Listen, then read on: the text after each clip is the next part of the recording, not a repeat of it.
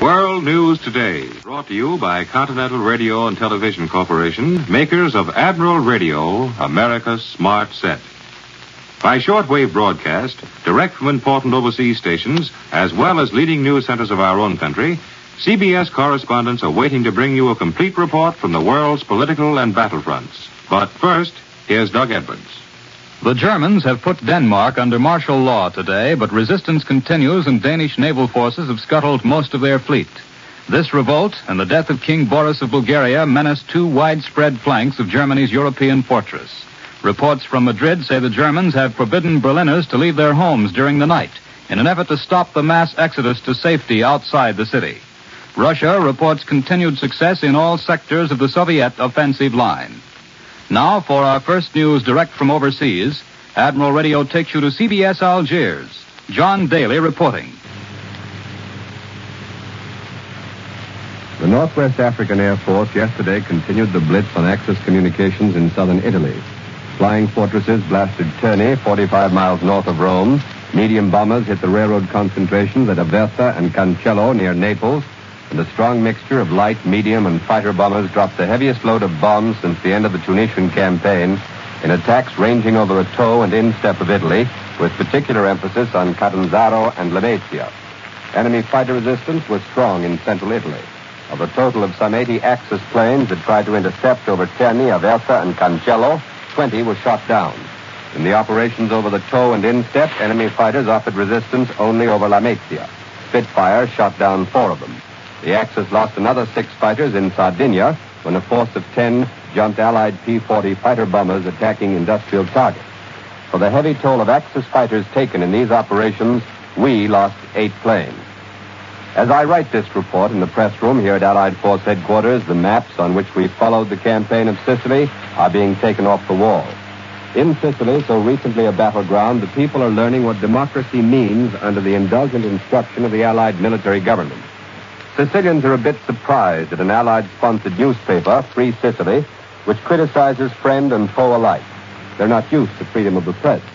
I stood in a provincial courtroom while the battle for Sicily still raged and heard a British judge roundly cheered because he released a poor peasant picked up by the local police for gathering in some worthless Axis junk left after a battle. They're not used to justice either. A real hero of the Allied military government in Sicily, as far as the Sicilians go, is Private Giuseppe Adami of the United States Army. He has played the violin for Toscanini, toured Europe in concerts, appeared in Boston and Chicago and at the Metropolitan in New York. He is now assigned to civilian relief and is in charge of the bread lines in Sicily. He is firm and fair with the hungry Sicilians.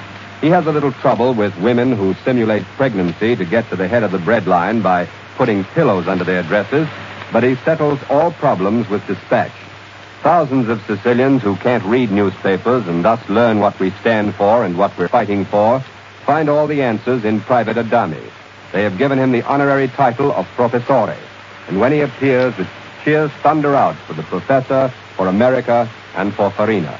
Now back to CBS in New York. More news in just a moment, but first here's Warren Sweeney with a word from Admiral Radio.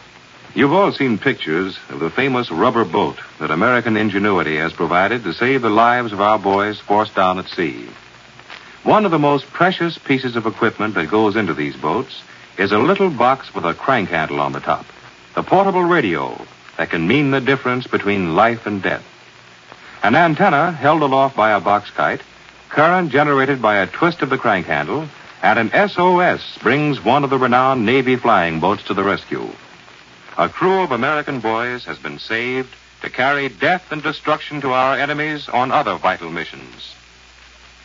Here is another example of the many dramatic roles radio is playing in the present war. It is typical of the many types of equipment now being turned out at top speed in the great Admiral plants exclusively for our armed services. Admiral engineers and research technicians are concentrating on the one problem of making the delicate, precise, yet sturdy and dependable instruments needed to win this war. And the post-war Admiral to grace your home will also bear the stamp of the skills that are now going into these grim weapons of war. The post-war Admiral that will once more be America's smart set. Now, here once again for Admiral Radio is Doug Edwards. In London, there's considerable speculation about the latest German move in the occupied countries, the clamping down of martial law on Denmark. Now, Admiral Radio takes you to CBS London. Larry LeSueur reporting. There's trouble a couple of 100 miles away from here in Denmark. The Germans show no signs of relaxing the martial law they clamped on this corner of Fortress Europe at dawn this morning. This straining at their chains by the Danes may have far-reaching effects. There are those in London who are not without hope that this may be the spark that sets the whole of Europe afire against its German oppressors. The immediate reasons for the Danish revolt are not altogether clear. The leader of the Free Danes in London, Christmas Muller, who escaped across the North Sea to England a year ago, says that the Danes are resisting the Nazi effort to impose German law in Denmark. But other observers here point out that since the cancellation of the German military right-of-way across Sweden, the Germans have been forced to detour their military traffic to Norway through Denmark. If British parachutists have been partly responsible for the wave of sabotage which swept across Denmark, there has been no disposition on the part of British military authorities to acknowledge this. It would naturally be a military secret. The rumors that the Germans have arrested King Christian cannot be confirmed here, but it's believed that a general strike has broken out in Denmark. The German military decree has prohibited all strikes. Anyone starting one will be punished, probably by death. It's interesting to remember that when she was free, Denmark abolished the death penalty years ago. Sweden has canceled the true train ferries that run regularly across to Denmark, and all Swedish telegraph and telephone communications have been cut off. England was unusually quiet today. Last night, the Royal Air Force stayed at home, and there have been no reports of any air activity across the Channel today. Here's one small item that I can report for the benefit of those who like good luck charms. When Lord Louis Mountbatten goes to the Far East as Allied Supreme Commander in Southeast Asia, he'll take a mascot with him. It's the small enameled figure of a naval signalman with his arms extended in the semaphore signal V for victory. It's been on the radiator cap of Mountbatten's car ever since he became Chief of Combined Operations. I return you now to CBS in New York. Red Army forces advancing on Poltava, the big German rail and supply center 77 miles southwest of Kharkov, have driven across an important river barrier and smashed the enemy's defenses. Moscow dispatches don't say what river has been crossed, but it's possible it's the Psol, which runs parallel to the Vorskla, along which one Soviet column is advancing on Poltava. Yesterday, the Russians reached the east bank of the Psol by passing Poltava on the north. Both west and south of Kharkov, the Soviets are driving forward, their rate slowed only by dense minefields and roads and bridges which the Germans are demolishing as they retreat. Moscow says the fighting in this area is assuming a highly mobile character, with swift-moving Soviet mechanized units taking one enemy strong point after another. Frontline dispatches also report good progress in the hilly area of the Donetsk Basin southwest of Voroshilivgrad. On the Svesk-Bryansk sector north of Kharkov, the Russians are reported to have reached a point some 15 miles from the important Bryansk-Konotop-Kiev Railroad. Now here in our New York studios to discuss the fighting on the Russian front is Major George Fielding Elliott. The Russians appear to be applying the lessons which they learned at considerable cost in the last phases of their great winter counteroffensive last February. Then, as now, they held Kharkov and Belgorod. Then, as now, they drove southwestward from those fortresses to cut the communications of the German army down in the great semicircle of the Donetsk Basin.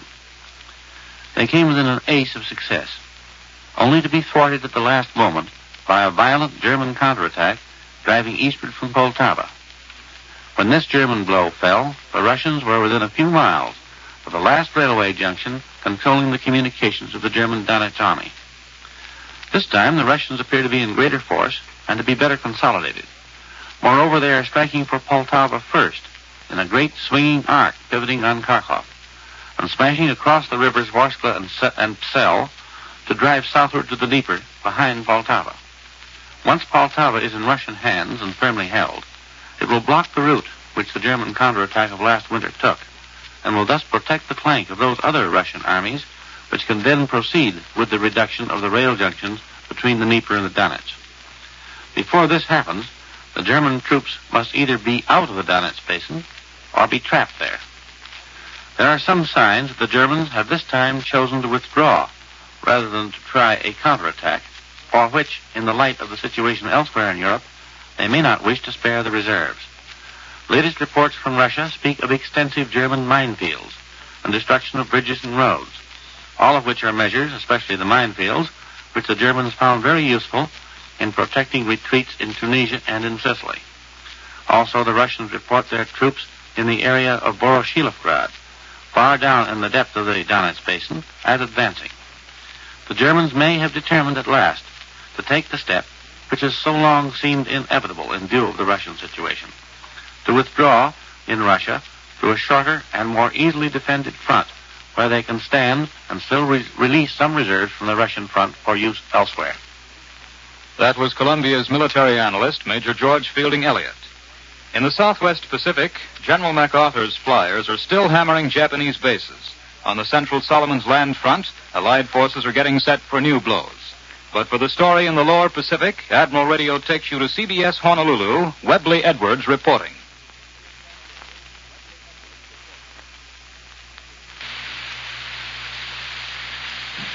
The fall of Barrow Cove, last Japanese outpost on New Georgia Island, has now put the pressure on the island of Kolombangara from two sides.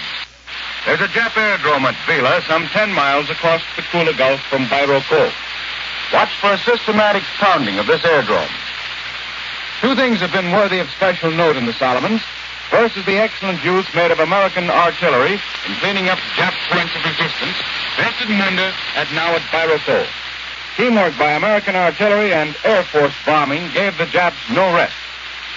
The second development of great interest is the continuation of the bypass method of occupying islands.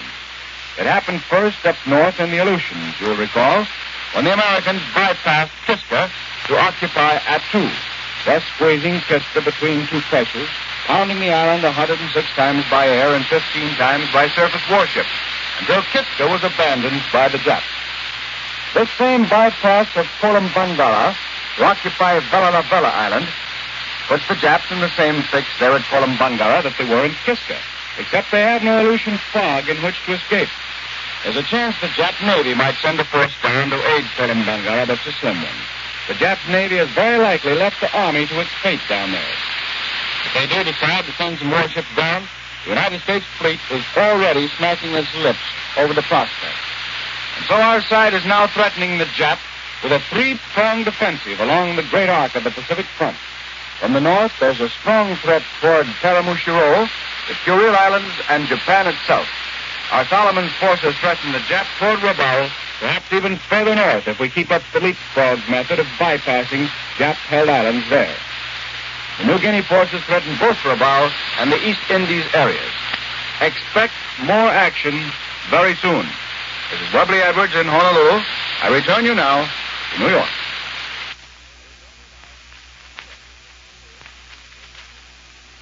Madrid is one of the few neutral capitals in Europe. It's the receiving point for both Allied and Axis reports. And so for a cross-section of the latest news as viewed in Spain, Admiral Radio takes you back across the Atlantic to CBS Madrid. Glenn Stadler reporting. Here in Madrid, August is hot physically and cool politically. So General Franco, his ministers, and the diplomats have been passing the month on the northern shore. But we who remained have been kept busy by stories of growing unrest and jitteriness that have flooded in from Germany and the occupied countries. Italy, of course, is considered as pretty much out of the picture, except as a battleground. The other day I watched a German plane come in from Berlin, over an hour late. Neutral passengers told of the terrific damage there. They said that at least 5,000 were killed in last Monday night's raid alone, that some even committed suicide rather than face another horrible night. Each evening, thousands fight to reach comparative safety in the open country. A trip which normally required half an hour now takes nearly 3 because of disrupted transportation. At night, the Reich capital is virtually a ghost town. Thoughts of 1918 are vivid.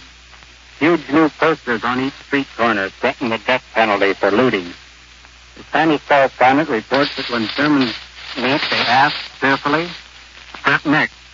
And when they part, they no longer say "Auf Wiedersehen" until we meet again, but will we meet again?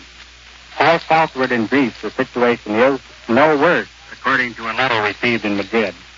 The writer said that about 1/5 of the population, or nearly 1.5 million, have died of an unnatural death in the past 2.5 years.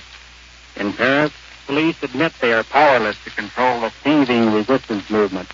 Despite Verhofstadt's troops and Laval's police, hundreds of troops are prepared for the day. That day of invasion holds a spotlight of interest in Spain also. Most everyone no longer has any illusions about the outcome of the war. A small but indicative sign of the times is found in the language schools here. English, until recently third place in popularity, has risen to first over French and German. This is Glenn Stadler in Madrid, returning you to Doug Edwards from New York. Back in this country, Bill Slocum Jr. is standing by to broadcast from the Navy airplane carrier Wolverine. So for his report, Admiral Radio takes you to CBS Chicago. Bill Slocum Jr. reporting. I'm standing now in the flight control deck of a good-sized American aircraft carrier, knifing her way under full steam in the general direction of Chicago, Illinois. In fact, I can see Chicago's skyline glimmering in the distance, for strange as it seems, this carrier, Captain Charles Lee's SS Wolverine, plies the fresh waters of Lake Michigan, teaching Navy flyers the precise art of landing dive bombers, torpedo and fighter planes on the decks of pitching ships. Below me is the flight deck, and scattered along its sides are the members of the plane handling crews. They give the carrier a slight Walt Disney touch in Technicolor, for each man wears a shirt of yellow, green, pink, or red with skin-tight helmets in matching colors, and in many cases goggles. Each color designates a different job. To carry out the weird effect, a couple of baby Frankensteins totter around dressed from head to foot in white asbestos. They'll go into any flame a crash might start. Standing beside me in a tiny booth that juts out over the flight deck is Lieutenant Commander Walter Blatchford, the Wolverine's air officer. He runs the show during landing operations and supplements the visual signals with a little sideline coaching via shortwave radio. That's flight quarters, so the planes must be near. That is right, Mr. Slocum. Captain, the planes are in sight. Wolverine, from Jig 1-5. Signal. Affirmative. I'm approaching the ship on the port quarter. That was from one of the planes. Signal affirmative means that the pilot of Jig 15 has the Wolverine in sight. Jig 15 from Wolverine. The ship is coming into the wind. Stand by to land aboard. Wolverine, from Jig 1-5. Wilco, and out. Wilco means will comply, synonymous to the more common Roger. Qualification group from Wolverine. Enter the landing circle and land aboard. The planes are now breaking formation and losing altitude. Their wheels begin to poke out from their sleek bottoms, and quickly, unbelievably quickly, they have changed their formation from a V to a landing circle. They have formed this circle on the Wolverine's port side, and the first plane is making its approach to land aboard. At the head of the runway, the signal officer, or flag waver, is waving his paddles over his head, and with some fervor, too. The plane roars back up again. Commander, what's he telling the pilot? Mr. Slocum, we try to keep the signals to a minimum. The one you just saw is one of the most important. It's the wave-off. The pilot was too low for a landing, a fact which I'm now going to let him in on. Jig 1-5, this is Wolverine. Too low and slow on your last approach. Enter the groove higher, watch the signal officer, and answer signals promptly. Acknowledge, over. This is Jig 1-5. Wilco, and out. Now another plane approaches for a landing. It's in the groove, which is carrier talk for being right above the ship's wake, headed for the deck. The signal officer waves his paddles just a bit. The plane is not quite level. There, he levels off. He's almost over the ship's tail now. The signal officer flashes a paddle across his throat. Pilot cuts his motor. There it is. He's coming in. Listen. Just a few feet and he stops. Most of us are familiar with the braking technique on a carrier. For security reasons, I cannot describe exactly how it's done. But it's done quickly and efficiently. Now the plane handling crew is all over the plane. Each man has an assigned job. One man, Fly 1, the plane dispatcher, has checked tires and motor. Now he's standing in front of the plane whirling his right arm. The pilot revs up his motors. Fly 1 points down the deck and the plane is off. Listen.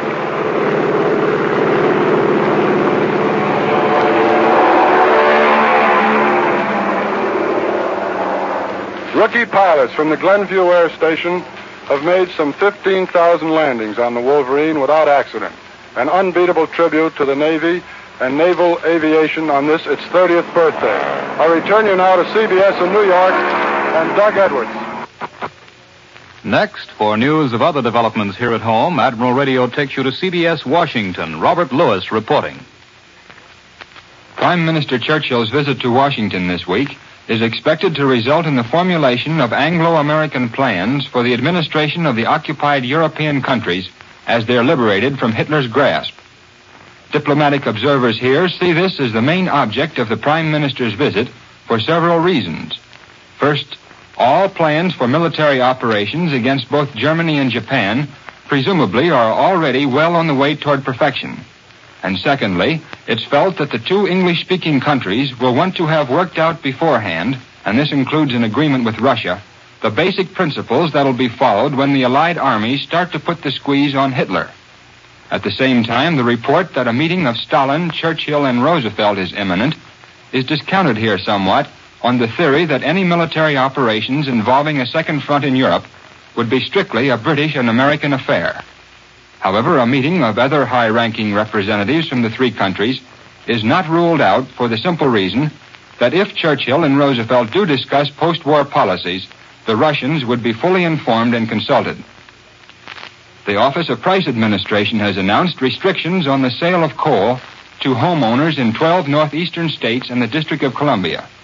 Effective September 1st, such purchases will be limited to 50% of last year's total consumption until the 1st of December. Now back to CBS New York and Doug Edwards. Once again, here's Warren Sweeney with a message from our sponsor. There is little of the beauty of America's smart set in the equipment now pouring from the great admiral plants. For this is war, and the weapons of war are grim, stern, ruthless, not beautiful in the sense that we once knew beauty. All the efforts of admiral scientists, engineers, technicians are being devoted to this one task, the task of making admiral-built electronic equipment the durable, dependable instruments our boys at the front need to bring us final victory. And to you on the home front, Admiral gives this assurance. The Admiral radio that will be yours after the war will include all the advances in the science of electronics now going into these sturdy weapons of war. In the meantime, take care of the set you now have. Call your Admiral dealer in case of emergency and be assured that he will do everything in his power to keep your radio operating at peak efficiency.